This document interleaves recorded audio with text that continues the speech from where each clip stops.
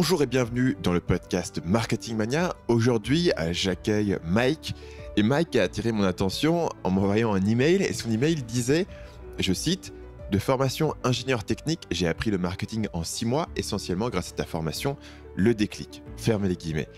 Évidemment, j'ai tout de suite été intrigué par son histoire, notamment le fait que cet ingénieur apprenne une mentalité différente, qui est la mentalité de marketeur et la mentalité de vendeur. Et vous allez voir que dans l'émission, Mike nous rappellera que pour beaucoup d'ingénieurs, et il en faisait partie, on peut avoir une vision assez condescendante du marketing en se disant que si le produit est bon, eh ben, il devrait se vendre tout seul.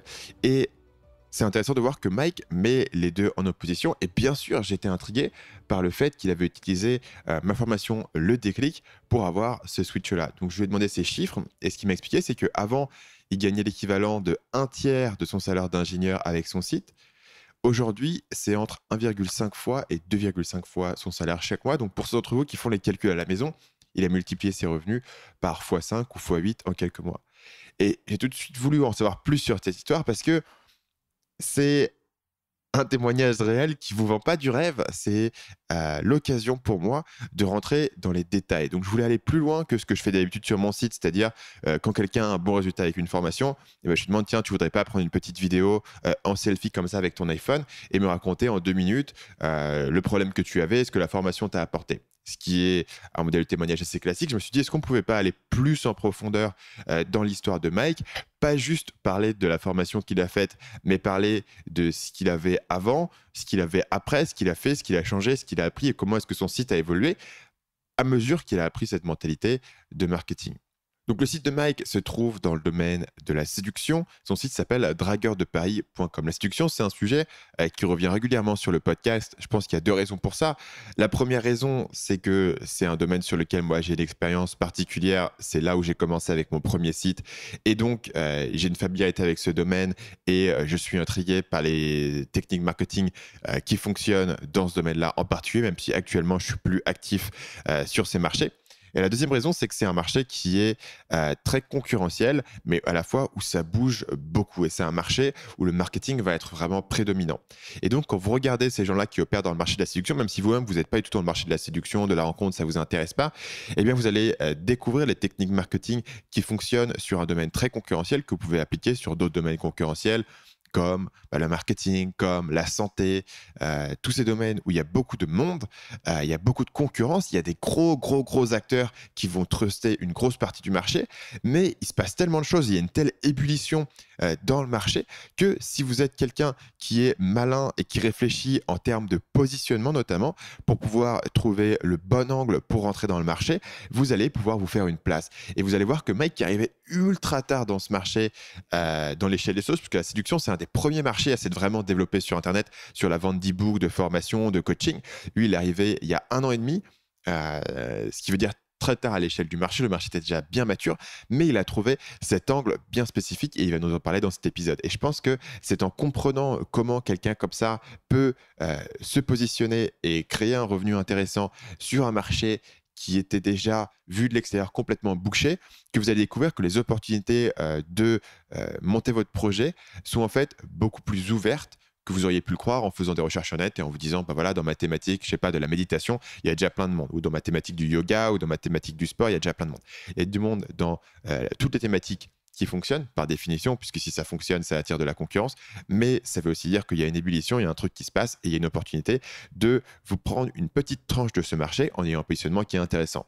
C'est ce qu'on va voir avec Mike. Et bien sûr, on mettra en lumière le rôle de la formation Le Déclic là-dedans, puisque Le Déclic joue énormément sur la définition d'un positionnement efficace et sur la manière dont vous allez communiquer ce positionnement pour augmenter votre taux de conversion, ce qui est le point central sur lequel Mike a vu des bénéfices. Donc, dans cet épisode, on va parler de la mentalité d'ingénieur de Mike qui l'a bloqué au début de son business et comment est-ce qu'il a appris à ajouter une deuxième lentille à sa vision du monde, qui est une lentille de marketing et de vente. On va voir ce que Mike a changé sur son site pour démultiplier ses revenus, donc x5 à x8 selon les mois, sans augmenter son trafic. Et ça va être intéressant en matière de taux de conversion. On va voir pourquoi commencer par du coaching avant de vendre des formations en ligne. On va voir comment Mike s'est différencié dans ce marché ultra concurrentiel de la séduction. Et finalement, on va voir comment trouver des clients de meilleure qualité que vous soyez coach ou que vous soyez freelance, des clients qui vont vous faire confiance et qui vont suivre vos conseils sans poser de questions. Avant de se lancer dans l'épisode, un petit disclaimer que j'ai commencé à mettre parce qu'il y a toujours des gens qui se plaignent, c'est que voilà, Mike qui travaille dans le milieu de la séduction, il a une manière de parler de ces sujets qui est peut-être plus crue et plus directe que ce dont vous avez l'habitude dans votre vie de tous les jours. Donc il y a certains termes et langages dans cet épisode qui sont un peu plus adultes entre guillemets. Enfin, on n'est pas sur du Jean-Marie Corda pour ceux qui ont vécu cet épisode, mais voilà, il y a les termes qui sont là et je préfère le prévenir. Je ne sais pas s'il y a des gens qui écoutent les podcasts dans la voiture avec d'autres personnes. Si le domaine de la séduction et tout ça vous dérange, vous met mal à l'aise, vous êtes libre de ne pas écouter cet épisode et d'aller écouter l'épisode précédent ou l'épisode suivant. Voilà, j'aime bien mettre ce petit disclaimer au départ, puisque comme ça, quand les gens viennent me dire que c'est scandaleux et que mon invité a des propos qui sont inacceptables, au moins, je vous aurais prévenu. Voilà, pour moi, il n'y a rien de scandaleux absolument dans cet épisode, il n'y a rien d'inacceptable, mais certaines personnes sont devenues extrêmement sensibles. Et comme c'est un podcast de marketing, je ne vais pas non plus vous surprendre avec des choses qui n'ont pas été attendues et n'ont pas été averties. Donc voilà, il y a un petit peu de langage cru dans cet épisode, rien de scandaleux. Sur ce, sans plus de transition, je vous laisse écouter ma conversation avec Mike de dragueurdeparis.com. Salut Mike et bienvenue sur le podcast. Salut Stan, merci de m'avoir invité dans ton émission. Alors Mike, je t'invite aujourd'hui pour parler de différents sujets. Est-ce que tu peux commencer par présenter un peu ce que tu fais sur Internet? Alors bon, pour me présenter, en fait j'ai deux casquettes. Donc j'ai une première casquette en fait j'ai un emploi principal de chef de projet, donc du lundi au vendredi, un petit peu comme tout le monde, on va dire. Donc, j'ai un travail normal, CDI, etc. Super. Donc ça c'est ma première casquette. Ensuite, j'ai une deuxième casquette, donc c'est-à-dire que je tiens un site web qui s'appelle Dragueur de Paris, donc dragueurdeparis.com, et où j'exerce en fait en tant que coach en séduction et photographe. Et ça, c'est ma deuxième activité que j'exerce en parallèle de mon travail principal. Donc ton travail principal, c'est dans un domaine, je sais que tu n'as pas envie forcément de donner tous les détails, mais c'est lié au marketing ou pas du tout? Absolument pas. En fait, je suis ingénieur de formation, donc je fais plutôt un métier technique. J'ai pas fait d'école de commerce, j'ai pas fait d'école de marketing, de vente, etc. Ça, c'est des choses il y a 2 ans. C'est des choses que je ne connaissais absolument pas. À la base, j'ai un parcours technique d'électronicien en fait, et là aujourd'hui, je travaille pour une grande entreprise française dans l'aéronautique en fait. Donc, ce qui n'a absolument rien à voir avec ni le marketing ni ma deuxième activité de coach en séduction. À propos de Dragueur de Paris, il y a deux chiffres qui m'intéressent, que dans les chiffres que tu nous avais donnés en préparation de l'interview, j'avais l'impression que tu as un trafic qui est pas super élevé. Tu as combien de trafic aujourd'hui sur le site? Alors, en fait, là aujourd'hui, en visiteur unique sur le site, je suis entre 300 et 400 visiteurs uniques. Et effectivement, ça, tu fais bien de poser cette question parce que c'est une question que beaucoup de gens me posent. Parce que je connais des gens qui ont des sites web qui ont 1000, 2000 visiteurs par jour, des Hmm, visiteurs uniques. Et c'est des gens qui génèrent moins de chiffres que j'arrive à le faire. Et hmm. en fait, c'est une raison toute simple, je me suis jamais projeté sur le fait d'avoir des millions de visiteurs chaque mois sur le site. En fait, j'ai toujours été plutôt orienté sur la conversion. Et d'ailleurs, c'est comme ça que j'ai atterri sur ton site et que j'ai été amené à te connaître, puisque j'étais plus focus sur la conversion plutôt que l'explosion de trafic. Et c'est aujourd'hui comme ça en fait que j'arrive avec un trafic assez faible finalement à avoir des résultats vraiment intéressants. Justement parce que je me concentre pas sur la visibilité, d'être visible sur tout l'internet, mais en visant plutôt une niche et d'attirer plutôt des prospects qualifiés plutôt que d'attirer tout et n'importe quoi sur le site. Qu'est-ce que tu peux nous dire au niveau des résultats sur les chiffres d'affaires? Alors, au niveau de chiffre d'affaires, je vais te donner une fourchette. Donc, tiens, ce serait intéressant de faire le avant-après. Il y a, là, l'activité, je l'ai démarré il y a quoi? Il y a 1 an et demi, grosso modo. Il y a 1 an et demi, je devais générer un tiers de mon salaire d'aujourd'hui d'ingénieur, de mon travail principal, pour te donner une idée. Ça, c'est quand j'ai démarré il y a 1 an et demi. Ensuite, je me suis beaucoup intéressé à tout ce qui est marketing, tout ce qui est vente, etc. Donc, des compétences que je ne maîtrisais absolument pas, que je partais du zéro absolu. On pourra en reparler après. Et là, aujourd'hui, selon les mois, je suis entre 1,5 fois et 2,5 fois mon salaire d'ingénieur d'aujourd'hui. D'accord. Et c'est intéressant parce que tu compares ça du coup à ton salaire d'ingénieur. Mais la plupart des gens se diraient, tiens, bah, je monte un business en ligne pour quitter mon job. Est-ce que c'était une motivation pour toi? Alors, en fait, c'est ça, il va falloir que je revienne un petit peu sur mon parcours pour que tu comprennes les raisons. En fait, aujourd'hui, c'est vrai qu'il y a un peu une mode sur Internet, il suffit d'aller sur YouTube aujourd'hui. Il y a un petit peu une mode où, dans le sens, les gens essayent de quitter leur boulot justement pour devenir entrepreneur, pour devenir libre, etc. C'est un petit peu tout ce que tu peux voir sur YouTube. Je suis pas vraiment dans cette optique-là pour une très simple raison, c'est qu'aujourd'hui, je fais un travail qui me passionne. Je fais des choses dans l'aéronautique, on peut faire des choses vraiment extraordinaires. J'ai la chance de voler régulièrement, tu vois, de travailler sur des engins, des machines sur lesquelles tu peux pas travailler dans. Quand t'es web marketer. Ouais. J'ai pas souvent pris l'avion. Enfin, j'ai pris souvent l'avion, mais pas souvent des trucs cool. Voilà, c'était plus des petits avions. Là, c'était Ouais. vraiment bon, si je sors le jargon aéronautique, je sais pas si ça parlera à quelqu'un, mais pour faire des vols VFR, bon, voilà, s'il y a des aéronauticiens qui écoutent, ils comprendront. Et donc, en fait, je fais un travail qui me passionne, sauf que derrière, une fois que tu fais le travail, en fait, je suis quelqu'un qui aime faire plusieurs trucs en même temps. Et donc, pour ça, je suis un petit peu obligé de revenir sur mon parcours pour que tu comprennes où je veux en venir. En fait, au début, donc Dragueur de Paris, ça fait 1 an et demi, 2 ans à peu près que le site est en ligne. Et au départ, c'était un blog, en fait.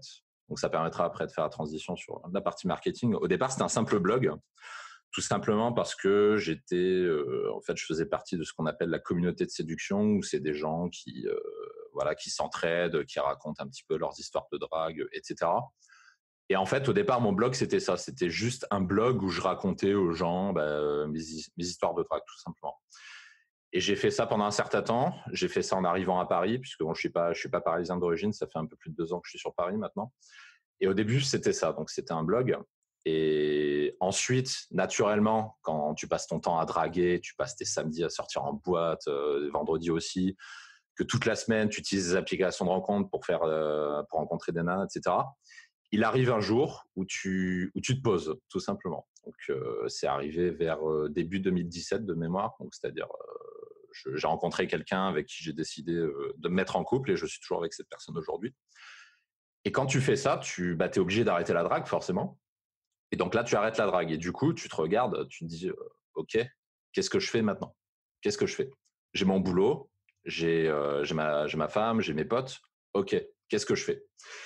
Et à ce moment-là, je m'étais vraiment posé une question existentielle sur qu'est-ce que je veux faire de ma vie. Et à ce moment-là, comme j'avais pas mal de choses à enseigner justement au niveau drague, il y a des gens qui m'ont dit, bah tiens, pourquoi tu montrais pas un site de séduction pour commencer à faire du coaching, etc. Et c'est comme ça que j'ai commencé. Donc, j'ai transformé le blog en un site qui s'est peu à peu professionnalisé. Et, au début, évidemment, je générais pas de revenus, le temps de se faire connaître. Et petit à petit, il y a des gens qui commencent à s'intéresser à toi, à venir sur ton site, etc. Sauf qu'il arrive un moment où tu atteins un plafond, c'est-à-dire que tu arrives à générer quelques centaines d'euros, mais il y a un moment où tu arrives à un plafond et tu te rends compte que pour passer ce plafond, il va falloir que tu t'intéresses à d'autres choses que ce que tu sais faire. Tu veux dire que la drague, ça t'a permis d'avoir tes premiers trafics, d'avoir les bases. Quand tu faisais quelques centaines d'euros, c'était quoi? C'était du coaching? Ouais, c'était que du coaching au début, je faisais que ça. Et donc le plafond, tu te dis, il faut que j'apprenne des compétences. Ce serait quoi les compétences dont tu as besoin pour passer à l'étape suivante? Alors, en fait, il y a 2 grosses compétences qui me manquaient. La première, c'était la vente. Et ça, je l'ai particulièrement ressenti quand j'ai commencé à faire des entretiens de coaching, en fait, des entretiens préliminaires. C'est-à-dire, soit tu rencontrais physiquement la personne, soit tu l'avais au téléphone.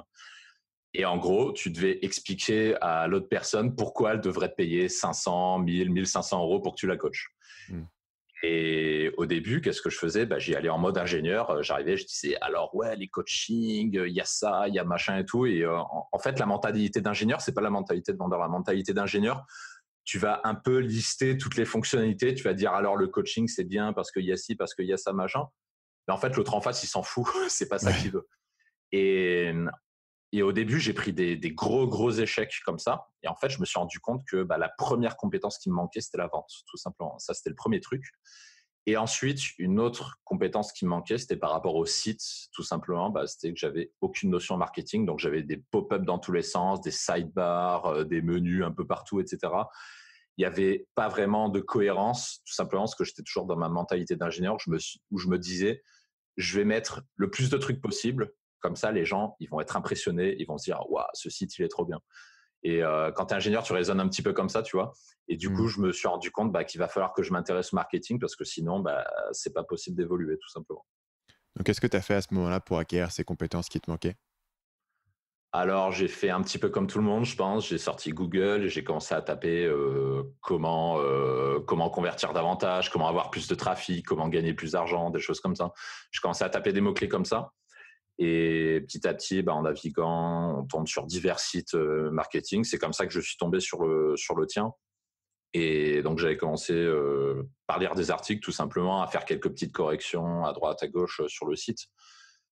Ça a amélioré la qualité du site au début, mais j'avais toujours ce plafond parce que j'avais pas en fait on va dire le mental du marketeur, c'est-à-dire la notion de construire un système derrière le site. J'étais encore en mode, je vais corriger des petits trucs à droite à gauche. À l'époque, j'étais en mode comme ça, mais assez rapidement, en fait, je me suis rendu compte qu'il fallait que je prenne un peu de hauteur, que j'adopte une vue d'ensemble et que je construise un vrai système derrière et que je fasse en sorte de convertir davantage justement les gens. Et c'est avec ces notions-là que j'ai atterri sur ton site et notamment tes vidéos aussi à l'époque, puisque tu venais de démarrer ta chaîne et tes premières formations. Hmm. Donc, quand tu parles d'un système, c'est un système de quoi? De pages de vente, d'emails de relance, ce genre de choses? Alors ouais, il y a ça, mais il y a aussi la notion de se dire le mec qui connaît pas le site, il arrive sur le site, quel est l'objectif? Qu'est-ce qu'il veut voir? Où est-ce que je veux l'amener? Alors qu'avant, qu'est-ce que je faisais? Par exemple, j'avais, je sais pas, imaginons, j'ai un article qui m'amène, je sais pas, 100 visiteurs par jour. Et avant, qu'est-ce que je faisais? Dans cet article, je mettais des liens partout. Je mettais des liens partout. Je me disais, c'est bon pour le référencement, le mec, il va voir qu'il y a plein de trucs, etc. Et en fait, petit à petit, j'ai commencé à changer d'état d'esprit. J'ai commencé c'est un peu ce que tu enseignes en marketing, c'est-à-dire le mec, il arrive sur la page, quel est l'objectif? Qu'est-ce qu'il faut qu'il fasse? Quel est le message à faire passer? Et qu'est-ce que je veux faire de cette personne qui est potentiellement intéressée par le site? Ça, c'est une réflexion que je n'avais pas du tout à l'époque.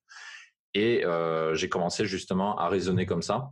Et c'est à partir de là qu'il y a un changement qui a commencé à se faire, simplement en changeant d'état d'esprit, tout simplement. Donc, pour illustrer pour les gens, un concept qui est intéressant ici, c'est un truc que moi j'appelle la règle d'or des conversions. C'est-à-dire que si tu veux être efficace en matière de conversion sur une page, il faut que la page ait un seul objectif. Donc, si ta page, c'est à la fois une page de vente et à la fois elle demande de liker ta page Facebook et à la fois elle parle d'un autre service que tu proposes, d'un coup les gens vont être perdus, en fait ils vont rien faire et ils vont se perdre dans les méandres, et que donc pour chaque page tu devrais faire la réflexion de dire ok, quel est l'objectif sur cette page, et de diriger toute l'attention du visiteur sur cette action-là, avec différentes techniques, à la fois dans la manière dont tu vas écrire, mais aussi potentiellement la mise en page, de manière à ce que cette action-là, elle ressorte, notamment avec le contraste, avec les couleurs, les boutons, etc. Tout un tas Tout d'éléments à fait, ouais. qui sont intéressants. Et, euh, et c'est vrai que c'est un truc qui, au départ, peut être un peu contre-intuitif, surtout, j'imagine, si tu viens euh, d'une mentalité qui est trop interne, en fait, à ton propre site. Si tu es ingénieur et tu penses vraiment de l'intérieur de ton produit, tu peux parfois avoir du mal à avoir ce regard interne et à comprendre qu'en fait, si tu n'as pas un message qui est très simple et très clair sur une page, les gens sont très rapidement perdus et en fait, ils glissent un peu partout et ils sont accrochés par rien. Tout à fait, ouais. Tout Ouais. à fait. Je peux même glisser une petite anecdote sur ça. Et je me rappelle effectivement quand j'essayais d'augmenter la pertinence du site, Au départ, j'étais un petit peu dans la mentalité du programmateur parce que bah voilà, je viens d'un corps technique, donc les trucs qui m'intéressent, WordPress, HTML, machin, ça c'est des choses qui me parlent. Et je m'en rappelle une fois, bah, ça devait être la première fois, je crois, où j'avais rencontré bah, une personne qui est mon partenaire, qui est un de mes partenaires aujourd'hui, parce que je travaille avec plusieurs personnes. Et à un moment, on parlait de mon site, il me demandait, voilà, c'était quoi ma stratégie, etc. Et au tout début, quand on s'était rencontrés, je commençais à peine à m'intéresser au marketing. Et je me rappelle, à l'époque, j'ai commencé à lui faire des trucs du genre, ouais, j'ai réussi à diminuer le temps d'affichage de 2 secondes à 1,2 secondes. J'ai diminué le poids de la page. Maintenant, on est passé de 2 mégaoctets à 1,3 mégaoctets. Maintenant, je vais monter dans les résultats parce que ma page, elle est légère, etc. Et tout. Et j'ai commencé à partir dans un discours de technique comme ça. Et puis tout de suite, il m'a arrêté. Il m'a dit ah non, mais je te le dis, c'est pas le poids de ta page qui va t'amener des clients. C'est pas ça qui va faire que les clients ils vont aller chez toi. C'est d'autres trucs. Et il m'avait mis un bon coup de pied au cul sur ça.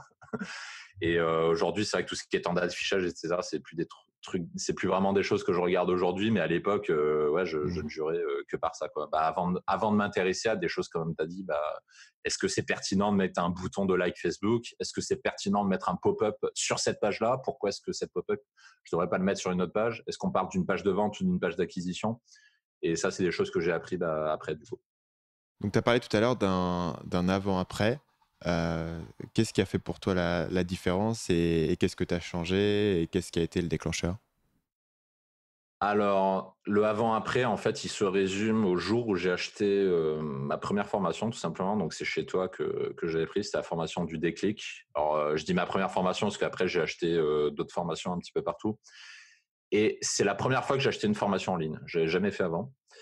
Et en fait, ce qui m'a amené à me lancer là-dedans, c'est tout simplement, bah, c'est un peu ce que j'expliquais avant, c'est-à-dire qu'en fait, tu sens que tu es dans un plafond et que si tu veux casser ce plafond, il va falloir changer de paradigme, il va falloir changer de méthode de pensée. Et voilà, il va falloir donner un gros coup de poing dans la vitre, en gros. Je sentais que j'étais à ce stade-là. Mm. Et je me suis rendu compte aussi que c'est pas en passant des heures sur YouTube à regarder des vidéos à droite à gauche que j'allais passer justement ce plafond de verre. Et c'est à peu près, et là c'était les astres étaient bien alignés à ce moment-là. C'est à peu près à ce moment-là, en fait, j'étais abonné à ta liste email.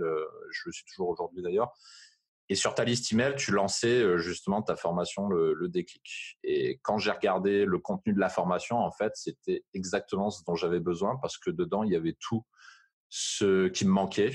Et ce que j'avais beaucoup aimé aussi, c'est que justement, c'était un tout en un, en fait. C'est-à-dire qu'au lieu de me faire chier de passer des heures sur YouTube à droite à gauche, du coup, j'avais une cohérence d'ensemble dans une seule formation et j'avais tout ce dont j'avais besoin. Et au début, je me rappelle, j'étais un peu sceptique parce que les formations en ligne, c'est un truc que je ne connaissais pas. Je savais même pas que ça existait, des formations en ligne. Je connaissais les e-books, je connaissais les 2-3 vidéos que tu fais comme ça sur une thématique donnée. Mais le thème de formation en ligne, c'est quelque chose que je trouvais complètement abstrait. Je ne savais pas ce que c'était. Donc, j'étais assez méfiant au départ.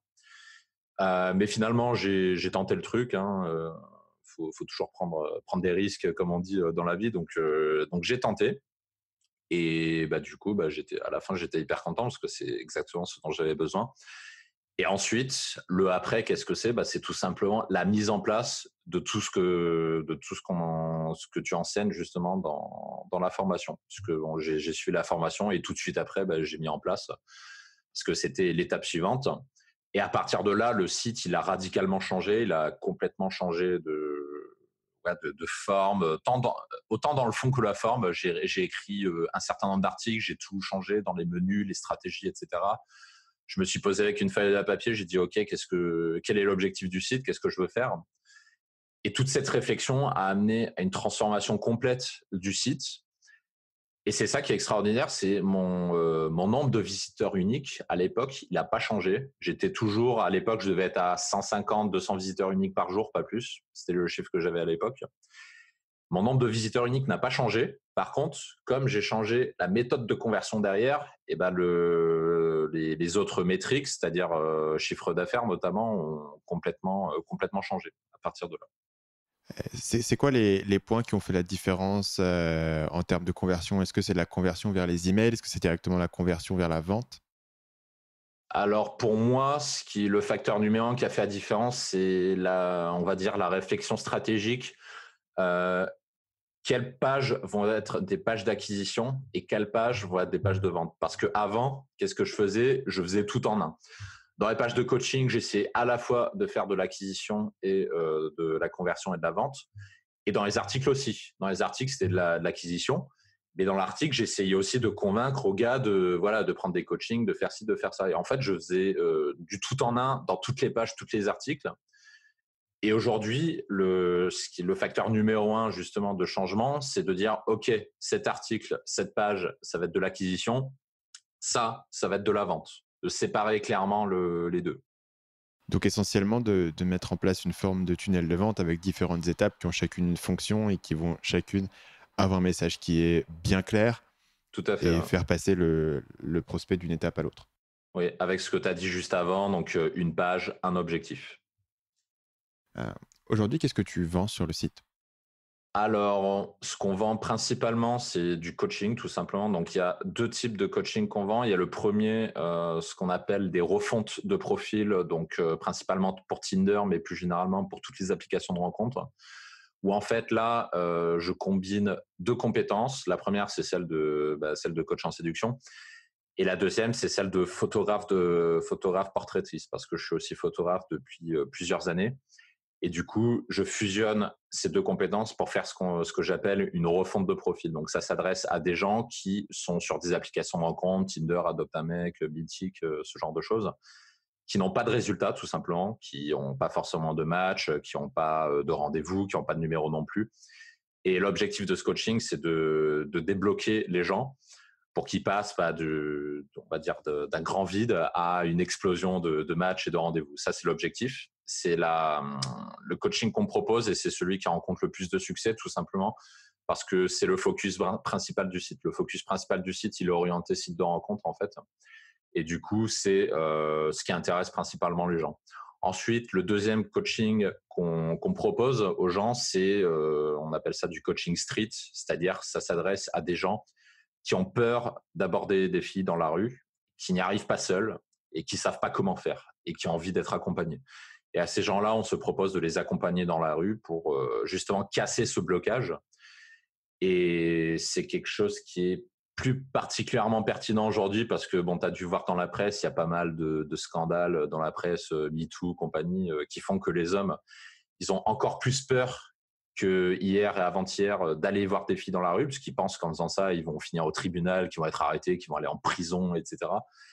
Et nous, on est là aux gens pour expliquer que non, que les femmes sont toujours des femmes, elles sont toujours en train de chercher des hommes voilà, qui ont des couilles, qui ont du courage, et qu'on peut toujours faire des rencontres dans la rue. Donc ça, c'est le deuxième coaching qu'on propose.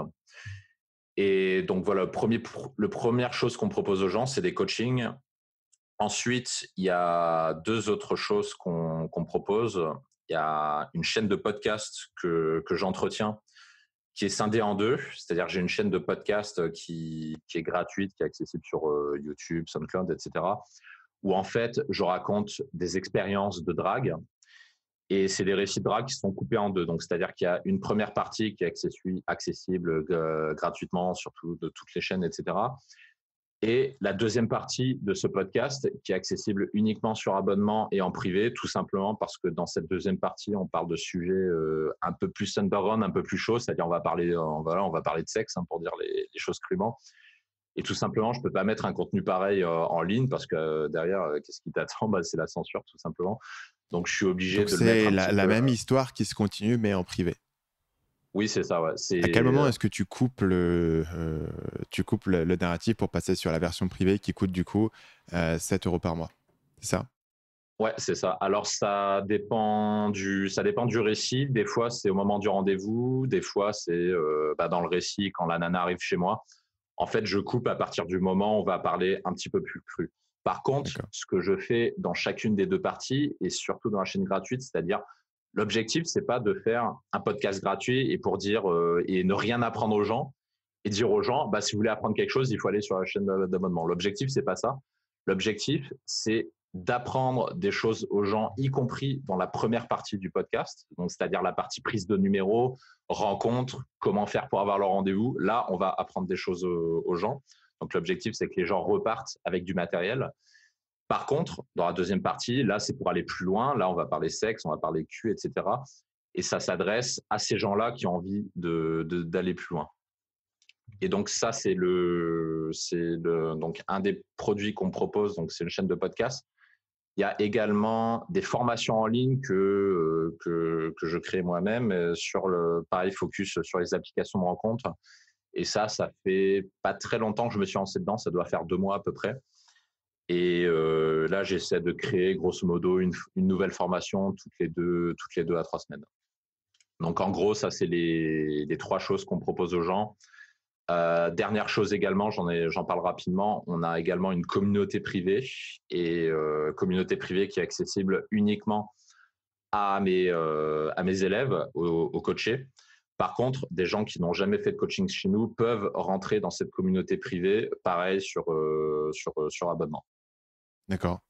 Et ça fait beaucoup de choses. Tu as en plus un boulot à côté. Comment est-ce que tu fais pour jongler tout ça? Et c'est quoi le rôle des autres personnes qui sont dans ton équipe dans tout ça? Alors, effectivement, tu fais bien de le préciser.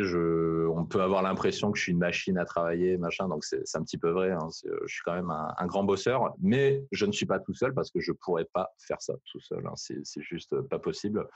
Donc, aujourd'hui, je suis entouré de 4 personnes. Je suis entouré de 4 personnes qui s'occupent majoritairement des coachings parce que tout simplement, comment je fais aujourd'hui pour arriver à dégager du temps pour entretenir les podcasts, la communauté et les formations en ligne, c'est tout simplement en déléguant une partie des coachings, en fait. Donc, aujourd'hui, je me fais entourer de plusieurs autres personnes, chacun avec sa spécialité. Et du coup, quand une personne candidate à un coaching, en fonction de la formule qu'elle va prendre, eh ben, je vais pouvoir l'orienter vers telle ou telle personne. Donc, il y a une personne qui s'occupe spécifiquement des coaching street. Il y en a une autre qui s'occupe plus spécifiquement du développement personnel. Il y en a une autre qui s'occupe de la partie relooking aussi, parce que c'est quelque chose qu'on propose dans nos coachings. Et là, aujourd'hui, au niveau des coachings, je m'occupe uniquement de la partie vente et la partie shooting photo. Donc, c'est les activités qui me restent aujourd'hui et que je pense déléguer également à l'avenir. Donc, c'est quoi la vision sur le futur pour ce site? Comment est-ce que tu verrais ça évoluer, disons, sur un horizon de 1 à 3 ans? Alors, 1 à 3 ans, c'est un petit peu large. Là, je peux te dire la vision sur les 2-3 prochains mois, puisque Ça marche. je raisonne plutôt en termes de mois, parce qu'en termes d'années, c'est un peu large. Au début, je le faisais. Je disais, OK, qu'est-ce que je veux faire dans 3 ans, etc. Là, je le fais un peu moins parce que tout simplement que chaque année, j'ai l'habitude de changer mes plans. Donc, je me suis rendu compte que ça ne servait pas forcément à grand-chose. Là, au niveau des prochains mois, qu'est-ce qui va se passer? Là, je vais essayer Là, je suis en train de chercher un photographe d'abord pour m'aider pour les shootings photos et les refontes de profil qu'on organise, et à terme pour me remplacer totalement. Parce qu'aujourd'hui, j'ai envie de passer davantage de temps à produire du contenu en ligne, et comme je peux pas tout faire, bah, du coup, ça m'oblige en fait à recruter d'autres personnes pour s'occuper des coachings à ma place. Donc la priorité aujourd'hui, c'est ça. J'ai envie de produire davantage de contenu en ligne, mais pour ce faire, bah, il faut que j'arrive à mettre les coachings en pilote automatique. Donc ça, c'est la vision des 2-3 prochains mois. Ouais. Et à terme, tu remplacerais une partie de ce revenu coaching du coup par les formations en ligne qui sont un peu la nouvelle stratégie que tu as lancée récemment? Ouais, alors effectivement, il y a 6 mois, la stratégie, c'était le coaching. On mettait le focus sur ça. Et au bout d'un moment, on a envie de tester d'autres trucs. On a dit, bon, le coaching, c'est bien, on aide les gens, on transforme la vie de certaines personnes. Parce que c'est toujours un plaisir à chaque fois de recevoir une personne, qu'elle est au fond du trou, qu'elle dise, ouais, mais je plais pas aux femmes, etc. On s'occupe de cette personne et 2 mois après, elle est en couple. Ça, c'est un truc qu'on a assez souvent. On est très fiers de ça, mais tu as quand même envie de tester d'autres trucs. Et donc, à travers les formations que j'ai prises chez toi et ailleurs, j'ai vu l'existence donc ce qu'on appelle les formations en ligne. Et du coup, je me suis dit, bah tiens, je vais tester ça, je vais créer mes formations en ligne et je vais voir où ça mène. Et du coup, il y a 6 mois, le focus, c'était le coaching. Et aujourd'hui, le focus, c'est les formations en ligne. Et ça se répercute aussi sur le chiffre d'affaires parce que déjà, on ne peut pas accepter tout le monde en coaching. Donc, du coup, qu'est-ce que j'ai fait? J'ai augmenté les prix. J'ai augmenté les prix non pas parce que pour le plaisir d'augmenter les prix, mais tout simplement pour avoir moins de gens qui postulent. Donc, du coup, ça permet d'avoir une charge de travail qui soit supportable. Et du coup, en ayant ça, plus les autres personnes qui s'occupent des coachings, ça me permet de passer davantage de temps à créer des formations en ligne, puisqu'il y a 2-3 mois, j'ai décidé que le focus allait être sur les formations en ligne parce que je veux augmenter le chiffre d'affaires qui provient de ces formations avec pour objectif de moins dépendre des coachings. Et donc, aujourd'hui, l'objectif est à peu près atteint puisque ce mois-ci, j'ai généré plus de chiffre d'affaires avec les formations en ligne qu'avec les coachings. Donc, la transition, elle s'est faite en quelques mois. Ah, c'est cool. Un des éléments que je pousse pas mal dans le déclic et que je pousse pas mal à beaucoup de gens qui sont des clients chez moi, c'est l'idée de commencer par du coaching, notamment parce que ça va t'apprendre beaucoup plus rapidement ce que veulent les gens et qu'ensuite tu vas pouvoir utiliser en fait tout ce que tu as été payé pour apprendre en faisant du coaching, c'est-à-dire poser des questions aux gens, comprendre leurs besoins et trouver les solutions qui les aident. Tu vas pouvoir utiliser tout ça pour créer des formations en ligne. Est-ce que toi, tu as eu cette sensation que cette transition vers les formations s'est fait beaucoup plus facilement parce qu'en fait, tous ces besoins et toutes ces problématiques et toutes ces méthodologies, tu les connaissais sur le bout des doigts via tous les coachings que tu avais déjà fait? Ouais, alors je sais pas si tu t'en souviens, mais je me rappelle très bien quand on s'était rencontrés dans les dîners que tu avais organisés à Paris il y a un an et demi. À un moment, tu m'avais parlé de ça. Tu m'avais dit effectivement, un des avantages des coachings, c'est que ça te permet justement de comprendre le besoin de tes clients tout en étant payé pour le faire. Et c'est un petit peu ce que je faisais avec les coachings, puisque au-delà de gagner ta vie avec ça et d'aider concrètement les gens, en fait, tu apprends à connaître de quoi ont besoin les gens. Et donc là, aujourd'hui, des coachings, on en a fait plus de 100 en un an et demi, grosso modo. Et justement, avec ces plus de 100 coachings, ça nous a permis aujourd'hui d'avoir une compréhension exacte de ce que veulent les gens. Et cette compréhension, on la répercute directement sur les formations en ligne, puisqu'on sait de quoi ont besoin les gens. Après, j'ai pas non plus une science exacte sur ça. De temps en temps, ça m'arrive d'avoir des surprises aussi, puisque tu penses toujours que les gens ils ont besoin de tel ou tel truc. Mais au fil des mois et des années, les besoins des gens, ils évoluent. Et aujourd'hui, ce qui me permet de constamment m'actualiser sur le besoin des gens, alors déjà, il y a les coachings en eux-mêmes. Et le deuxième truc, j'en ai pas trop parlé avant, mais c'est les emails aussi. Et les emails, quand tu regardes le sujet dont tu parles et tu regardes les taux d'ouverture, les taux de clics, ça te permet d'avoir des surprises de fou, des fois. Qu'est-ce que Et tu de avais comme voir. surprise, par exemple? Alors, par exemple, j'ai sorti 2 formations en ligne il n'y a pas très longtemps. Donc, j'en ai sorti une sur Tinder, sur comment avoir des matchs. Donc, la promesse, c'est d'avoir 10 à 30 matchs par semaine, même si les gens se considèrent comme moches. Donc, c'est la promesse de la formation. Et ensuite, j'avais fait une deuxième formation qui s'appelait Comment passer de moche à beau gosse. Donc ça, c'est ce qu'il y a des clients en coaching qui se plaignaient parce qu'ils ne se considéraient pas beaux. Et les mecs voulaient devenir, voilà, ils se considéraient comme moches, ils voulaient être beau gosse. Je te schématise un peu leur objectif. Du coup, qu'est-ce que j'ai fait? Quand j'ai vendu ces formations, les ventes, j'ai fait uniquement par email. Et en fait, tout simplement, j'ai fait une séquence email sur une semaine entière pour la vente de la formation. Et j'ai été surpris parce que la formation Comment avoir des matchs sur Tinder, j'ai fait 5-6 fois plus de chiffre d'affaires que l'autre formation, Comment passer de moche à beau gosse. Alors que dans les deux cas, les gens me notifiaient un besoin en coaching.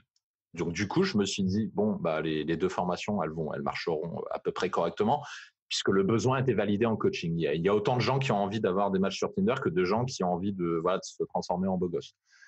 Du coup, le résultat auquel je m'attendais, je me suis dit, les formations marcheront à peu près de la même façon. Et déjà, la première surprise, ça a été au niveau du chiffre d'affaires. Mais ça ne s'arrête pas là. La deuxième surprise, ça a été aussi au niveau des taux d'ouverture des emails. Par exemple, pour la séquence mail sur la formation Tinder, j'avais réussi à avoir des taux d'ouverture qui allaient entre 25 et 30%. Et sur la séquence email de l'autre formation de Moche à Beau Gosse, je dépassais difficilement les 20%. Donc, il y avait une différence à la fois en termes de chiffre d'affaires et de taux d'ouverture. Alors que, comme je disais avant, en coaching, dans les deux cas, il y avait un besoin qui était identifié. Donc, et ça s'est passé en décembre et début janvier. Donc, en fait, toujours aujourd'hui, voilà, je m'actualise moi-même sur le besoin des gens parce que des fois, on pense avoir bien compris ce dont ont besoin les gens. Mais quand concrètement, on propose du matériel et des emails pour aider les gens, des fois, on a des surprises. Il y a beaucoup d'effets de mode dans le milieu du marketing. Il va y avoir tout d'un coup, les gens ont envie d'apprendre sur un nouveau sujet, ça se renouvelle beaucoup. Bon, bien sûr, il y a eu le dropshipping, la mode qui ne meurt pas et qui renaît de ses cendres tous les 5 ans. Mais il y a eu aussi, par exemple, à une époque, tout ce qui était copywriting, ce n'était pas un grand sujet. Et puis après, c'est devenu un sujet qui est intéressant. Actuellement, on a les emails quotidiens. Enfin, il y a tout un tas d'effets de mode dans mon domaine, le domaine du marketing.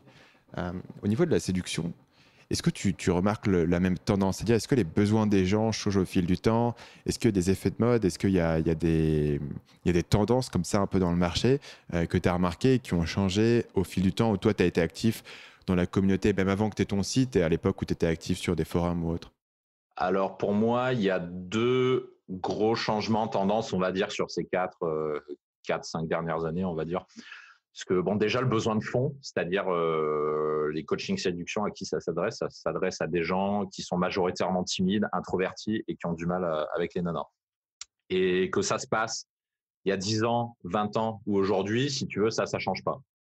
Et le fond, c'est-à-dire ce que tu vas enseigner à ces gens-là, c'est-à-dire voilà comment il faut parler avec une femme, comment il faut se tenir, comment faire attention à la voix, qu'est-ce que tu fais au premier rendez-vous, etc. Ça change pas vraiment, c'est un truc qui reste à peu près constant. Par contre, on va dire qu'il y a deux grosses tendances en ce moment. La première, c'est au niveau des applications de rencontres. Aujourd'hui, il y a un petit peu un effet de mode sur les photos. Et en tant que photographe, je suis bien placé pour le savoir. C'est-à-dire qu'il y a de plus en plus de mecs qui se rendent compte que pour avoir du succès, pour attirer massivement des nanas, que ce soit sur Tinder, Mythique ou n'importe quel autre site de rencontre, il faut avoir des putains de photos. Il y a des gens qui sont en train de se rendre compte de ça, de plus en plus au fil du temps. Donc aujourd'hui, il y a un petit peu un effet de mode où les gens se ruent vers les photographes les moins chers pour avoir des photos qui déchirent.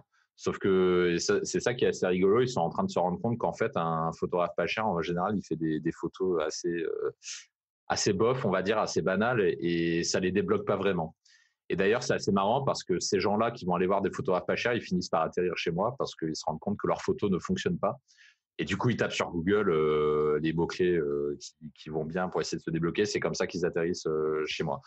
Donc aujourd'hui, il y a une tendance de fond à associer la séduction avec les photos parce que de plus en plus de gens s'intéressent aux applications de rencontre et je suis le premier défenseur des applications de rencontre malgré tout ce que pourront dire les gens. Je considère qu'aujourd'hui, c'est une chance que n'avaient pas nos parents et nos grands-parents. Et quand je passais mon temps à draguer du lundi au dimanche, il y a 1 an et demi, 2 ans, j'utilisais massivement les applications de rencontre et c'est comme ça que j'avais des rendez-vous quasiment tous les jours. Donc aujourd'hui, je suis un fervent défenseur des applications de rencontre et de plus en plus de gens s'y intéressent. Donc ça, et s'intéressent par voie de cause à effet au shooting photo, chose qu'ils ne faisaient pas avant. Parce qu'avant, il n'y avait pas de besoin, tout simplement. Les gens, ils s'en foutaient d'avoir des belles photos d'eux.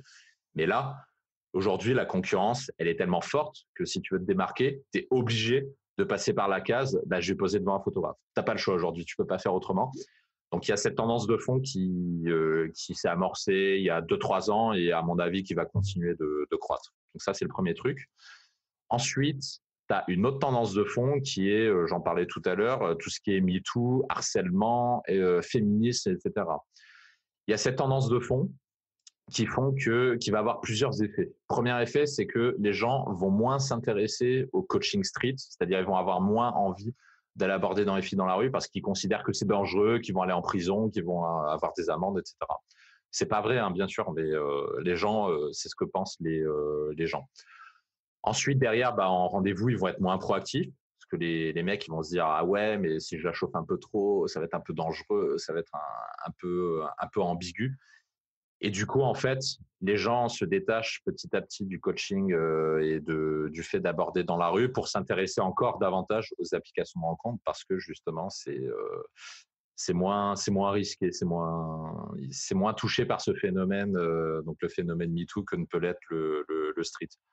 Et aujourd'hui, c'est un petit peu les tendances de fond qui travaillent. Et dernier truc aussi, ouais, donc pour la tendance de fond MeToo compagnie, il y a une partie des gens qui se répercutent vers les applications de rencontre et vers les applications qui font moins de street. Il y a aussi une partie des gens qui choisissent délibérément de tourner le dos aux femmes, de se dire les femmes, j'en ai marre, je considère que les règles du jeu sont truquées, qu'elles aillent se faire voir. Maintenant, je vais faire ma vie. Et c'est comme ça qu'a émergé le phénomène MGTOW. Je ne sais pas si tu connais, MGTOW. Tu peux définir, ouais, je suis familier avec le concept, mais je pense que tu peux le définir pour les auditeurs. Je ne suis pas sûr que tout le monde en a entendu parler. Alors, très rapidement, le phénomène MGTOW, bon, comme beaucoup de choses, ça vient des États-Unis, hein, bien sûr.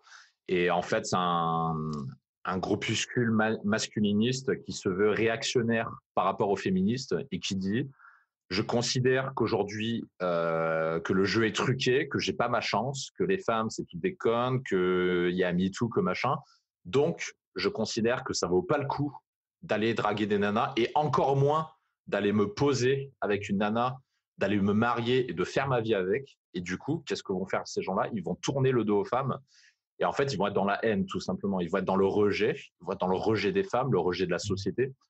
Et en fait, c'est un groupe qui rejette beaucoup de choses et qui dit, bah, maintenant, je m'occupe de mon boulot, je m'occupe de ma vie, mais sans m'occuper des femmes. Et aujourd'hui, c'est un petit peu la résultante de ce phénomène MeToo. Donc, comme je disais, d'un côté, il y en a qui vont se ruer sur les applications de rencontre et de l'autre, il y en a qui vont être dans le rejet. Et c'est un petit peu les tendances de fond d'aujourd'hui du milieu de la séduction.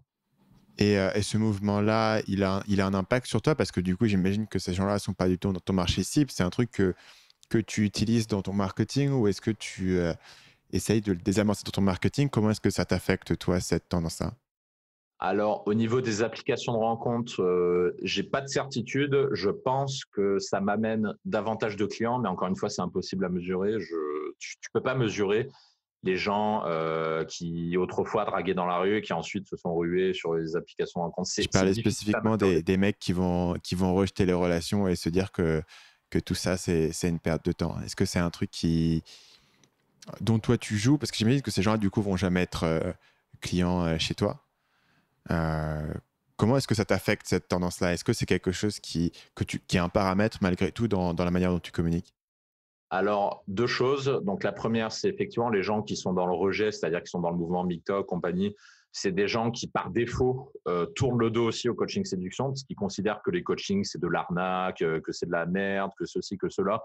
Malgré tout ce que tu pourras leur expliquer, malgré tous les témoignages, les machins, les audios, tu peux leur montrer n'importe quoi, ils t'écouteront pas. Donc, en fait, ces gens-là, je pense qu'ils atterrissent même pas sur mon site. Donc, du coup, il y a un tri d'office qui est fait, parce que ces gens-là rejettent par défaut toute forme de coaching. Ça, c'est le premier point. Le deuxième point, il y a un impact effectivement qui s'est fait sentir, mais pour la partie street.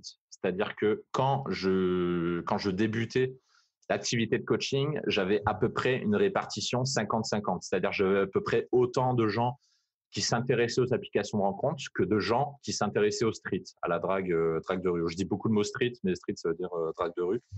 Donc, c'était à peu près 50-50. Ensuite, il y a eu le truc MeToo qui est apparu. Donc, ça devait être début 2018, si je me souviens bien. Et à partir de ce moment-là, chute drastique des candidatures, comme pour moi, comme pour mes partenaires, parce que je travaille avec d'autres partenaires qui font aussi des coachings séduction. Et on a tous remarqué une chute dans les candidatures et dans le chiffre d'affaires des coaching streets. Heureusement pour moi, je proposais d'autres choses. Je proposais des refontes de profil Tinder et du coup, j'ai pas tellement été impacté. Mais par contre, il y a une transition, c'est-à-dire j'ai augmenté le chiffre d'affaires que je faisais sur les refontes de profil et celui sur le coaching street a diminué. Donc ça, c'était le premier impact. Il y a eu un autre impact derrière, c'est-à-dire que les personnes qui postulaient pour les coaching streets, eh ben, elles ont commencé à me dire ouais, par contre, est-ce que c'est une bonne idée d'aller aborder dans la rue? Parce qu'avec MeToo, machin, j'ai l'impression que c'est interdit. J'ai l'impression que si je vais voir une femme, que je lui dis qu'elle est jolie, machin, que je vais me faire traiter de harceleur. Je me dis, la nana, elle va crier, elle va faire ci, elle va faire ça et tout. Et ce que j'ai remarqué, c'est en fait, les gens ont commencé à poser des questions qu'ils ne posaient pas avant. Avant, les mecs, ils arrivaient, ils disaient, bah voilà, j'ai peur d'aborder les filles dans la rue, aide-moi. En gros, c'est ça. Et ensuite, ça a changé. La personne dit, j'ai envie d'aborder les filles dans la rue parce que je croise tous les jours des filles qui me plaisent, mais j'ai peur et j'ai encore plus peur aujourd'hui parce que les médias disent que c'est pas bien, les féministes disent qu'il faut pas déranger les femmes et tout le monde dit ça. Et du coup, en fait, tu as une étape supplémentaire dans la vente où tu dois convaincre la personne que non, elle va pas aller en prison en abordant des filles dans la rue. Et ça, c'est une étape qu'il n'y avait pas avant et qu'il a fallu rajouter effectivement dans l'entretien qu'on accorde à tous nos élèves qui postulent. C'est une nouvelle objection essentiellement, si on prend un langage marketing qui est survenu et qu'il faut désamorcer pour que la personne se sente à l'aise de faire le coaching. Tout à fait. La séduction, c'est un domaine qui est ultra concurrentiel et tu t'es lancé relativement récemment sur un domaine où il y a des milliards de sites. À ton sens, qu'est-ce qui t'a permis de te différencier ? Alors pour moi, il y a deux choses qui m'ont permis de différencier. Le premier, ça a été le focus que j'ai toujours plus ou moins fait sur les sites de rencontres. Et sur ça, je vais être très clair. Autant je suis d'accord avec toi. Il y a beaucoup de sites sur la séduction. Tu tapes séduction machin, tu vas trouver des dizaines de sites. Par contre, qu'est-ce que font la plupart des concurrents dans la séduction ?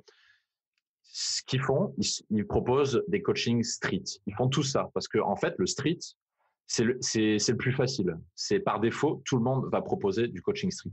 Par contre, si tu cherches sur Google, combien de personnes proposent des coachings pour les applications de rencontre tout en étant capables de produire des shootings photos de qualité et adaptés au site de rencontre. On est très peu dans le marché, on est 3 à le faire correctement seulement. Donc, il n'y a pas plus de gens. Un effet de la double casquette, d'à la fois comprendre les applications de rencontre et à la fois être capable de prendre des photos. Ouais, et en fait, c'est ça qui est rigolo aussi dans ce marché, c'est qu'on est seulement 3 à dégager, on va dire, relativement, à avoir de vrais résultats, on va dire, parce que je connais un petit peu tous les acteurs de la séduction. Et ce qui est marrant, c'est qu'en fait, il y a beaucoup de gens qui ont essayé de se lancer dans la photographie et dans les refontes de profil. Le truc, c'est que contrairement au coaching street, c'est extrêmement technique. Les applications de rencontre, c'est avant tout de la technique. Et la photographie, c'est à la fois de la technique et du créatif. Et en fait, ça prend des années à devenir bon en photographie. Et au-delà de ça, tu as une difficulté supplémentaire, c'est que 90% des gens qui postulent pour faire une refonte de profil n'ont jamais posé en photo. C'est des mecs qui sont pas à l'aise. C'est des mecs qui vont avoir peur. Ils vont pas être naturels devant l'objectif. Et en fait, c'est des compétences qui sont extrêmement difficiles à acquérir. Parce que par exemple, pour avoir le niveau que j'ai aujourd'hui, c'est-à-dire pour être capable de mettre à l'aise les gens, de faire en sorte qu'ils soient naturels dans les photos, pour pas que les photos soient trop retouchées, tout en ayant connaissance de comment fonctionne, par exemple, l'algorithme de Tinder, comment faire un profil qui fonctionne, qui soit stratégiquement intéressant pour les nanas. Ça m'a pris des années à savoir ça. Et ça, c'est des compétences qui sont très difficiles à acquérir, alors que derrière, aborder des filles dans la rue, honnêtement, c'est pas très difficile. Je connais des gens, ils rentrent dans la communauté de séduction, ils font ça pendant 4 mois, 6 mois, et après, ils sont parfaitement aptes à faire du coaching. Ça ne demande pas tellement de compétences, en fait. Et donc, c'est essentiellement avec ça que je me suis différencié. Donc ça, c'est la première axe de différenciation. C'est sur une micro-niche du marché de séduction où il y a très peu de concurrents, tout simplement parce que les compétences sont très difficiles à avoir. Et il y a des gens qui ont essayé de se lancer dedans, ils se sont tous cassés la figure au bout de quelques mois. Donc, en fait, si tu n'es pas très bon là-dedans, tu ne dures pas longtemps. Ça, c'est le premier point. Ensuite, le deuxième axe de différenciation, c'est plus au niveau marketing et positionnement. C'est-à-dire, tu vas dans beaucoup de sites de séduction, il y en a beaucoup qui, par exemple, tu vas sur les sites de séduction mainstream, ils vont avoir tendance à, on va dire, édulcorer la séduction, à dire soyez vous-même, faites de votre mieux, blablabla, tu sais, des phrases, un petit peu des grandes phrases pour encourager les gens, un petit peu du populisme, on va dire, c'est-à-dire dire ce que les gens veulent entendre. Et beaucoup de sites sont positionnés là-dessus, notamment les sites mainstream. Et j'ai pris le positionnement opposé, c'est-à-dire j'ai pris, alors j'ai pas d'autre mot pour le qualifier que underground, j'ai pris volontairement un positionnement un peu plus underground où j'adopte un langage très familier, très cru, où j'hésite pas à dire aux gens, voilà, vous allez rencontrer cette femme, vous allez la dater, vous allez lui dire qu'elle vous plaît, vous allez dire que vous avez envie d'elle, vous allez lui dire tout ça. Donc, il y a un positionnement beaucoup plus direct, beaucoup plus underground qu'on ne retrouve pas dans dans les coachings séduction mainstream. Et ça a été mon deuxième axe de différenciation. Et du coup, j'attire énormément de gens, en fait, qui tombent sur mon site et qui adorent, qui sont fans, justement, de ce ton très directif, très concret, très direct, parce que, justement, ça change de ce que tu vois sur les sites mainstream et tu sens que voilà que ce gars-là, il est pas là pour raconter des salades, il est pas là pour dire ce que les gens ont envie d'entendre. Il est là pour dire la réalité, même si parfois ça fait mal, mais par contre, il est là voilà pour dire la réalité, pour dire les choses telles qu'elles sont. Après, il y a des gens à qui ça plaît pas, hein, bien sûr, mais ça a été mon deuxième axe qui a fait que je peux me démarquer des très nombreux autres sites de séduction qui existent. Ce positionnement polarisant, tu l'as eu dès le premier jour? Alors ouais, en fait, j'ai eu dès le départ, tout simplement parce que, alors j'en parlais au début du podcast. En fait, au début, c'était un blog et sur un blog, je racontais mes histoires de drague et je le racontais, mais d'une façon extrêmement crue, à tel point que de temps en temps, il y avait des femmes qui tombaient sur mon blog à l'époque, même s'il n'était pas très connu. Et alors là, je te jure, je me faisais lyncher en commentaire. Je me faisais lyncher, mais d'une force. Et les femmes qui postaient, qui disaient ouais, mais tu te prends pour qui, machin et tout. Donc, au début, j'étais extrêmement polarisé, beaucoup plus qu'aujourd'hui. Là, j'ai un peu plus adouci pour que le site il passe quand même un petit peu mieux. Mais par contre, effectivement, j'avais adopté dès le départ les prémices du site, une polarisation assez forte. Une question que je me pose, c'est est-ce que tu as pensé vraiment à réorienter l'ensemble de ton site sur le concept de Tinder? Parce que quand on arrive sur ton site, tu vois, on a, euh, on a différentes offres. Et comme tu dis que Tinder, c'est le truc qui t'a vraiment différencié, je me demande si tu pourrais pas refondre le truc entier autour de cette proposition de valeur ultra tranchante. Tu vois, parce qu'il y a tellement de monde sur Tinder aujourd'hui. Et il me semble que quand tu vas sur, je ne voudrais pas dire de bêtises, mais quand tu vas sur le Play Store sur Android, par exemple, c'est une des applications qui rapportent le plus d'argent. En tout cas, moi, quand j'y vais, je sais pas si c'est Tout un à effet fait. de géographie et tout, mais j'ai l'impression que c'est des applications qui sont devenues ultra plébiscitées. Euh, Pourquoi ne pas abandonner le côté drague de rue, etc., et te focaliser uniquement sur Tinder? Est-ce qu'il y a une raison pour laquelle tu continues à offrir ces différentes options? Alors, deux choses sur ça. Donc, le premier, effectivement, tu fais bien d'en parler. Aujourd'hui, petit à petit, je suis en train d'orienter encore davantage qu'il ne l'est déjà le site sur Tinder. Et pour ça, en fait, je vais faire un focus qui sera principalement porté sur les formations en ligne. Aujourd'hui, j'ai une formation en ligne qui existe sur Tinder qui permet d'avoir plus de matchs, tout simplement. Donc, la promesse, voilà, c'est d'avoir 10 à 30 matchs par semaine avec une mini formation que je propose pour les gens qui connaissent pas forcément le site, qui permet de construire un profil Tinder qui plaît aux femmes en 30 minutes. Et ça, c'est un truc que j'affiche sur la page d'accueil. Et ça, si tu veux, c'est la première étape. La deuxième étape, c'est là, je suis en train de travailler sur deux autres formations que je suis en train de faire. Donc là, tu as la première formation qui est comment avoir des matchs. Ensuite, tu vas avoir la deuxième formation du match au rendez-vous. Et ensuite, tu auras une troisième formation du rendez-vous jusqu'à la baise. Et ça, ces trois formations, ça va faire un système justement qui va permettre de multiplier ces résultats sur Tinder. Et une fois que ces formations seront terminées, je vais orienter le focus et notamment la page d'accueil du site sur justement ce système. Donc ça, c'est en cours de construction, c'est pas terminé aujourd'hui.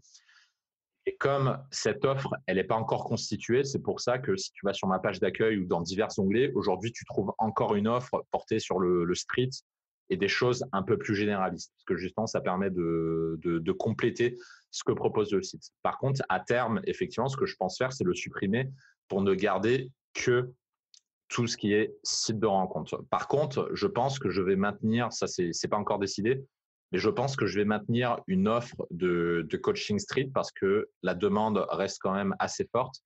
Et il y a, si tu veux, il y a des gens qui atterrissent sur mon site. Alors, je sais pas exactement quand ils atterrissent sur mon site, mais il y a des gens qui atterrissent sur mon site et qui s'intéressent pas forcément aux applications de rencontre. Et ça constitue quand même une part non négligeable des gens. Et pour l'instant, ces gens-là, on a décidé de ne pas les perdre et de continuer de proposer un coaching street. Donc aujourd'hui, c'est ce qu'on propose. Par contre, effectivement, j'exclus pas dans les 3 à 6 mois de supprimer cette offre-là pour ne concentrer que sur sur Tinder et les applications de rencontres. Ok, je vois. Mike, il y a 3 questions que je pose à tout le monde pour pouvoir boucler ces émissions. La première question, c'est si tu pouvais revenir en arrière et donner un conseil à ton toi-même de 20 ans, qu'est-ce que tu lui dirais? Alors, grande question. Le truc que je lui dirais, c'est de s'intéresser plutôt à tout ce qui est voilà, entrepreneuriat, marketing, vente, etc. Parce que pendant très longtemps, j'étais effectivement, parce qu'à la base, je viens d'un corps technique, je m'intéressais à des trucs, ouais, des trucs d'ingénieur, quoi, programmation électronique, machin. Et le truc, c'est que quand j'ai commencé à travailler sur ça, au début de mes 20 ans, je sentais qu'il y allait un moment où ça me passionnerait plus, où je voudrais autre chose. Et ce que je regrette un petit peu, c'est d'avoir retardé ce moment et de m'être intéressé assez tard à tout ce qui est business, vente, etc. Je pense que si je m'y étais intéressé plus tôt, j'aurais pu aller plus vite que la vitesse où je vais aujourd'hui. Donc, à mon moi-même de 20 ans, je dirais, va sur YouTube et au lieu de regarder des vidéos de chats ou des conneries comme ça, va voir des vidéos sur comment apprendre à vendre. Au lieu de regarder des séries, au lieu d'aller regarder, je sais pas, Game of Thrones, Stargate, ce que tu veux, au lieu de regarder des séries, de passer tes soirées à faire ça, intéresse-toi à l'entrepreneuriat. Intéresse-toi à des choses concrètes qui vont t'apporter quelque chose dans la vie. Parce que autant les séries, c'est sympa, c'est cool, ça te fait des bons souvenirs, mais avec le recul, tu te rends compte qu'en fait, c'est essentiellement du temps perdu. Tu regardes encore des séries aujourd'hui? Pas du tout. J'ai complètement lâché. La seule série que je vais regarder, alors je crois que c'est en mars ou avril, c'est Game of Thrones. Et c'est la seule, tout simplement parce que en fait, je la regarde avec ma copine. C'est une des rares séries que je regarde avec elle. Sinon, j'ai complètement lâché le truc. Même des films, j'en regarde beaucoup moins qu'avant. Idem les jeux vidéo. Les jeux vidéo, j'y jouais énormément quand j'avais autour de 20 ans. Bon, parce que j'en ai pas trop parlé, mais je suis un ancien geek. À l'époque, je faisais de la compétition sur plusieurs jeux, des jeux comme Warcraft, compagnie. Je faisais de la compétition sur ça quand j'avais autour de 20 ans. Et je passais 7 heures, 8 heures, 10 heures par jour parfois. Des fois, j'étais vraiment comme un fou. Je passais ma vie devant le PC. Et avec le recul, j'ai un peu de nostalgie sur ça parce que bon, c'est une période sympathique, mais je trouve aussi que c'est pas mal de temps perdu parce que concrètement, au niveau de ta vie, ça n'a pas vraiment d'impact en fait. Ça va te créer des bons souvenirs. Tu vas te dire, ah ouais, c'était sympa quand je jouais contre un tel, il y avait une bonne ambiance, c'était cool. Mais avec le recul, tu te dis, j'aurais pu faire mieux, j'aurais pu faire autre chose pour avoir un impact plus concret justement sur ma vie. Et donc voilà, si je devais revenir en arrière, j'accélérerais un petit peu tout ça. Je dirais, désintéresse-toi un petit peu de tout ce qui est séries, jeux vidéo, machin, et intéresse-toi sur la construction de ta vie. Deuxième question, c'est est-ce qu'il y a un livre que tu recommandes souvent? Alors, il y a un livre que je peux recommander sur la séduction. Ça va pas être un livre de marketing, compagnie. Vas-y, parfait. Un livre sur la séduction que j'ai lu il y a pas très longtemps, qui est en anglais par contre. Ça s'appelle The Rational Man, l'homme rationnel. Je sais plus qui est le nom de l'auteur. Et c'est un livre que j'ai trouvé très frappant parce que, en fait, c'est un livre qui explique les rapports hommes-femmes, la psychologie qu'il y a derrière. Et en gros, c'est un peu un livre underground qui va te raconter les dessous de la séduction. Parce que quand tu écoutes les médias mainstream, on te dit toujours, voilà, séduction, il faut être soi-même, il faut être cool, il faut être beau, il faut avoir de l'argent, etc., etc. On dit toujours des trucs assez généralistes.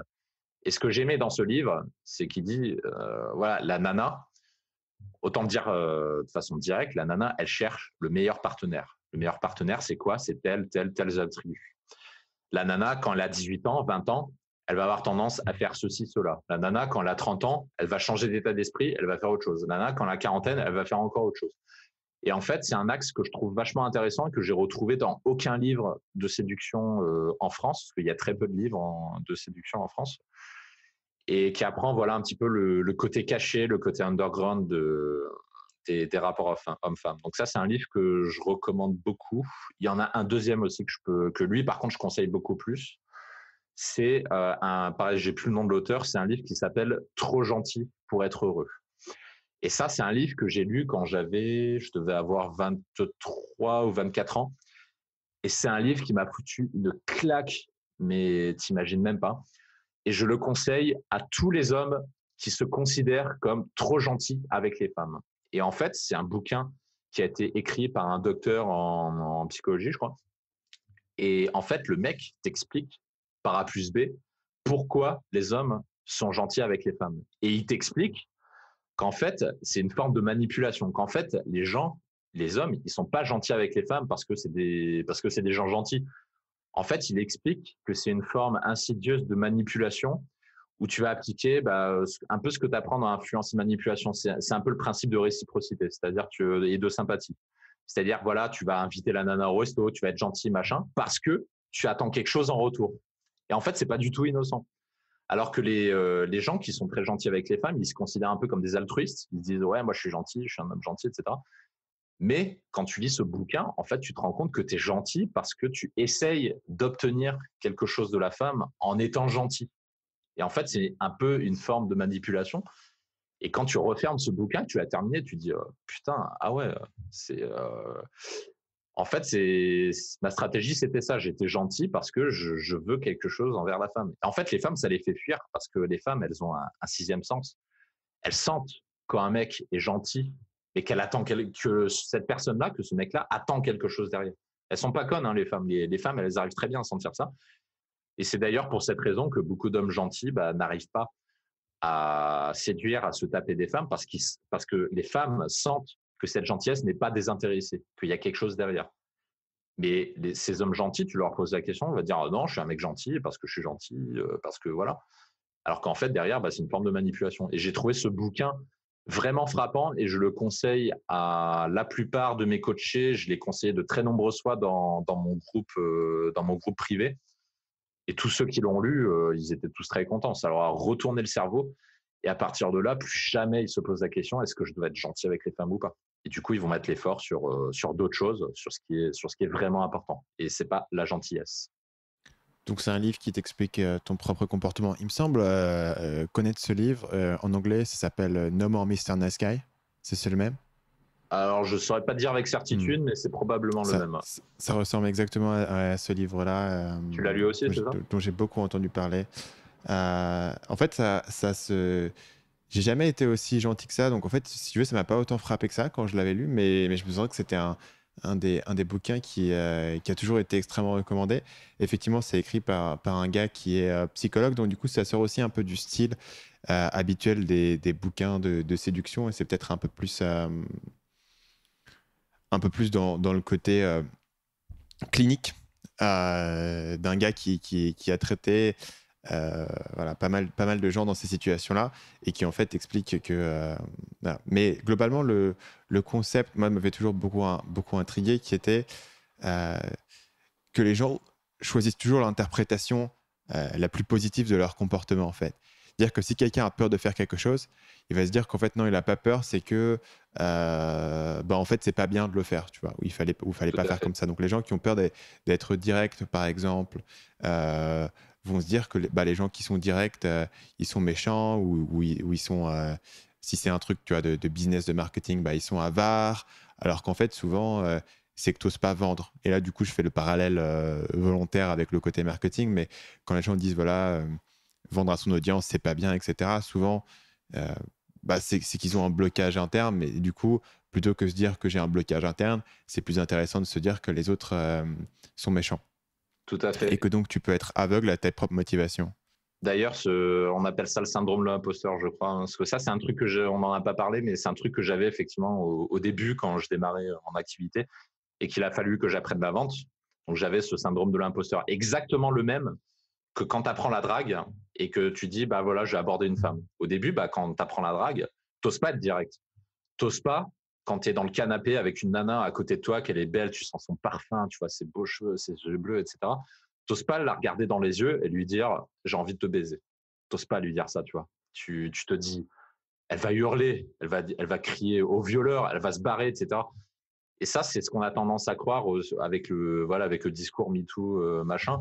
Parce qu'on se dit, si je dis ça avec une nana, elle va me jeter. Alors que c'est totalement faux, en fait. Parce que la magie, c'est qu'en faisant ça, et ben justement, la nana, c'est comme ça que tu couches avec, tout simplement. Et ça, c'est ce qu'on apprend aux élèves. Et le parallèle que je fais avec la vente, c'est en fait, quand j'ai commencé à apprendre la vente, j'ai eu exactement le même problème. Je me rappelle très bien, quand j'ai commencé à faire mes entretiens de vente, les entretiens gratuits qu'on propose aux élèves qui prennent les plus grosses formules, donc des packages à 1000, 1500 euros typiquement. Au début, j'étais pas à l'aise. C'est-à-dire, je me rappelle très bien. Donc, le gars, il m'explique de quoi il a besoin. Je lui dis, OK, on peut te proposer ça, machin et tout. Et là, tu as la question fatidique qui tombe. Le mec, il te regarde avec ses grands yeux et il te fait combien ça va me coûter tout ça?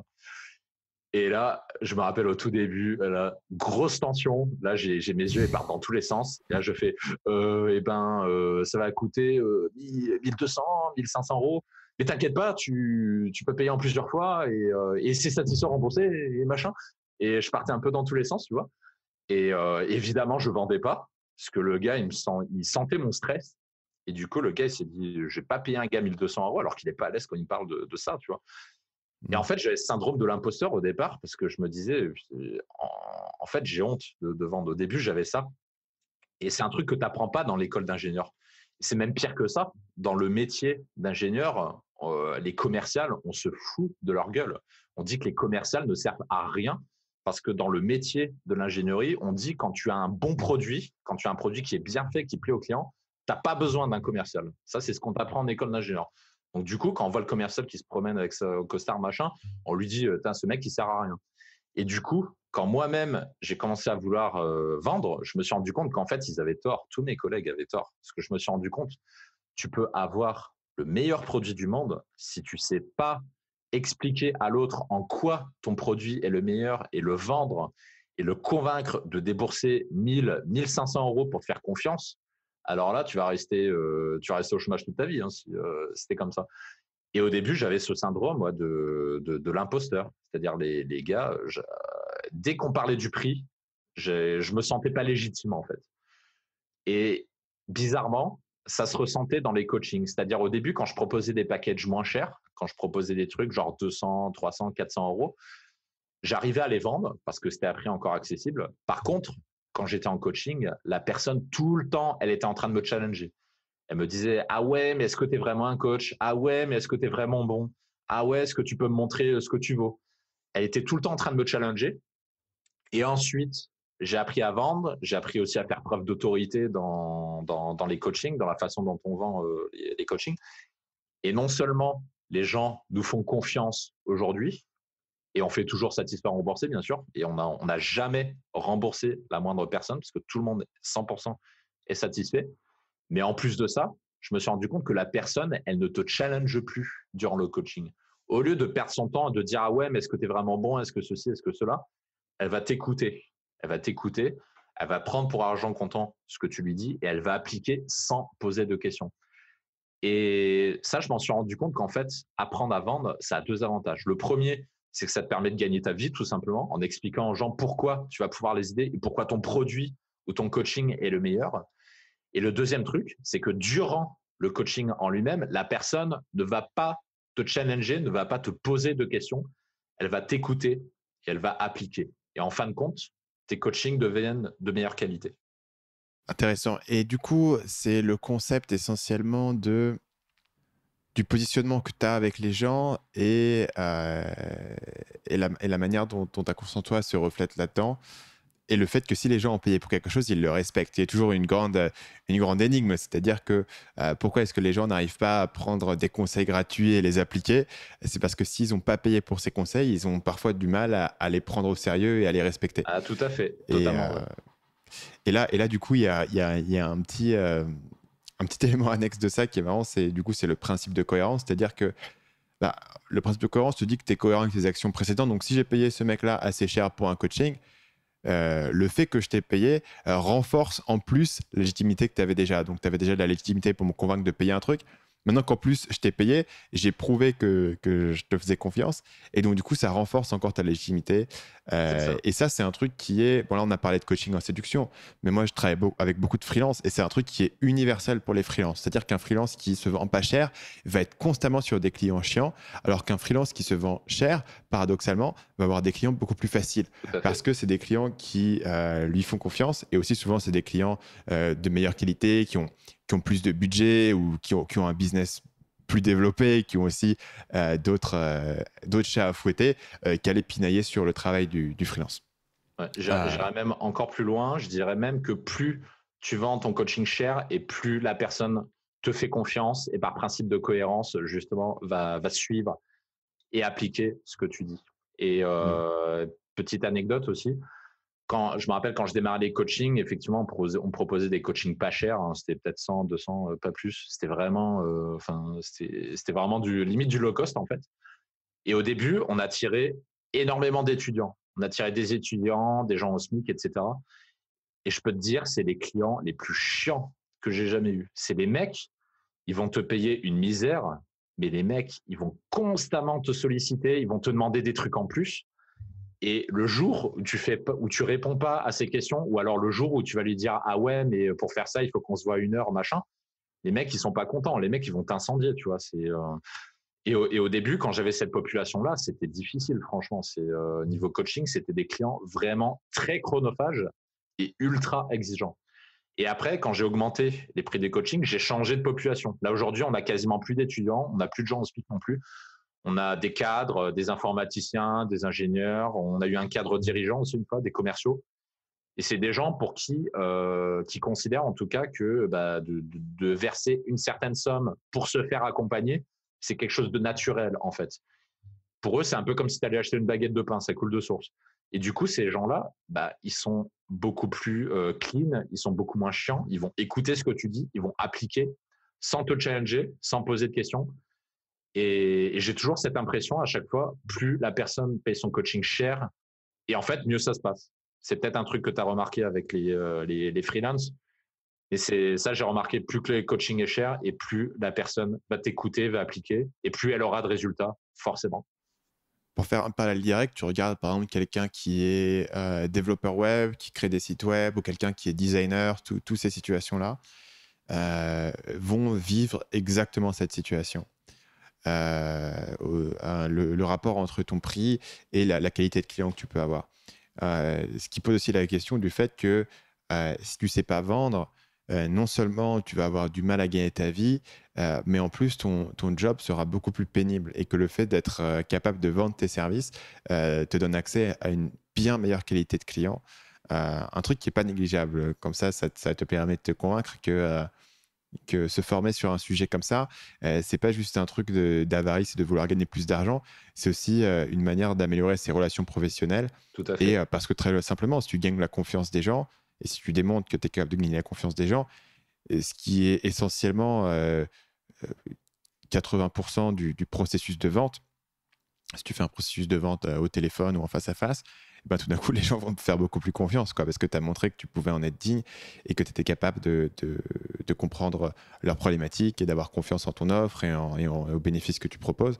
Et tu peux pas t'attendre à ce que les gens... Enfin, les gens te doivent pas, en fait, le respect que tu penses mériter dans un contexte professionnel. Et si tu n'as pas été capable, toi, de le montrer, de le vendre, de le convaincre, hein, c'est compliqué d'attendre que les gens voilà, te respectent. C'est vrai que dans la vie personnelle, ben, on s'attend à ce que les gens nous respectent et que tout le monde soit un peu égal. Et c'est normal, parce que c'est un truc un peu d'égalité humaine, etc. Mais dans un contexte professionnel, forcément, il y a des hiérarchies qui vont se mettre en place et il y a un rapport de force et un rapport de pouvoir, que tu le veuilles ou non.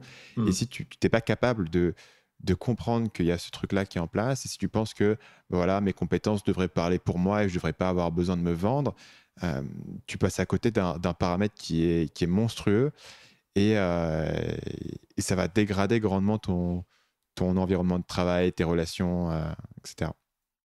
Dernière question, on a fait un grand détour sur mes 3 questions. La dernière question, c'est est-ce qu'il y a une citation ou un proverbe qui te vient souvent à l'esprit? Il y en a deux que je peux te donner. Il y en a un que je dois avoir depuis 10 ans. C'est un proverbe arabe, je crois. C'est un proverbe qui dit: qui veut faire quelque chose trouve un moyen, qui ne veut rien faire trouve une excuse. Et ça, c'est un truc, c'est un peu un leitmotiv que j'ai appliqué une grande partie de ma vie. C'est-à-dire qu'à chaque fois que je me trouvais une excuse, je repensais à ce proverbe-là. Je me disais, ouais, est-ce que j'ai vraiment envie de le faire et du coup, en fait, ça me boostait un petit peu dans ma productivité. Donc ça, c'est un peu un leitmotiv que je me disais souvent. Il y en a un deuxième qui est plutôt orienté drague, mais que tu peux appliquer aussi dans ta vie. Bon, ça va être un petit peu cru.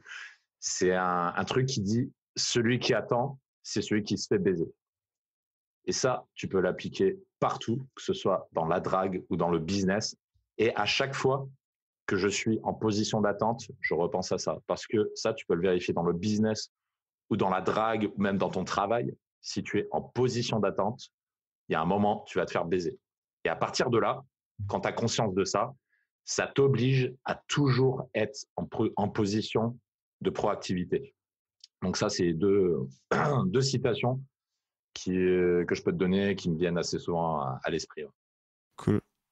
Du coup, merci Mike pour ta participation. Donc, on redonne le nom de ton site. Ton site, c'est dragueurdeparis.com. J'imagine que c'est le meilleur endroit pour retrouver des informations sur ce que tu fais. Alors oui, il y a la page d'accueil qui oriente sur les principaux guides et produits qu'on propose. Ensuite, il y a 2 autres endroits où les gens peuvent me retrouver. Le premier, alors ça s'adresse plutôt s'intéresse à la drague, puisque les autres, ils verront pas un grand intérêt. C'est sur la chaîne de podcast. Donc, depuis le site, dans le menu, il y a un onglet qui s'appelle podcast. Les gens peuvent me retrouver à partir de là. Ensuite, deuxième endroit, donc un autre onglet dans le menu qui s'appelle motivation. Et là, c'est tout simplement pour s'inscrire à ma liste privée email, parce que je communique depuis 1-2 mois énormément par email. Donc, je communique essentiellement là-dessus. Et donc, les gens peuvent me suivre et également entrer en contact à partir de cette liste email où chaque jour ou tous les 2 jours, en fonction des périodes, ils vont recevoir un email, recevoir un conseil gratuit de drague tous les jours. Un conseil gratuit de drague, de motivation, où on va parler de sujets un peu plus underground aussi. Donc voilà, ça s'intéresse plutôt aux gens qui s'intéressent à la drague, mais les gens peuvent me retrouver donc sur cette chaîne de podcast et sur cette liste email privée. Super. Merci Mike. Merci Stan. Merci d'avoir écouté cet épisode jusqu'au bout. Donc la formation dont on a parlé avec Mike et que Mike a suivi quand elle est sortie s'appelle le Déclic. C'est une formation qui vous explique comment développer votre audience et surtout comment construire votre liste email. Cette formation, on travaille à la fois sur votre contenu pour rendre votre contenu plus persuasif et à la fois sur votre positionnement, sur comment trouver la bonne idée, la bonne manière de positionner les choses et d'expliquer ce que vous faites pour sortir du lot et pour pouvoir amener les gens à acheter votre produit ou votre service. Donc, si c'est quelque chose qui vous intéresse, le meilleur point d'entrée pour pouvoir être exposé à cette solution, c'est de vous rendre sur marketingmania.fr/audience, qui est une formation gratuite que j'ai fait sur la construction d'audience, qui vous amènera de fil en aiguille vers cette formation, le déclic. Mais globalement, vous allez avoir beaucoup de conseils qui sont déjà gratuits et qui touchent à tous les thèmes mentionnés dans l'épisode directement en vous rendant sur marketingmania.fr/audience. Sur ce, je vous remercie d'avoir écouté cet épisode jusqu'au bout et on se retrouve la semaine prochaine pour le prochain épisode du podcast Marketing Mania.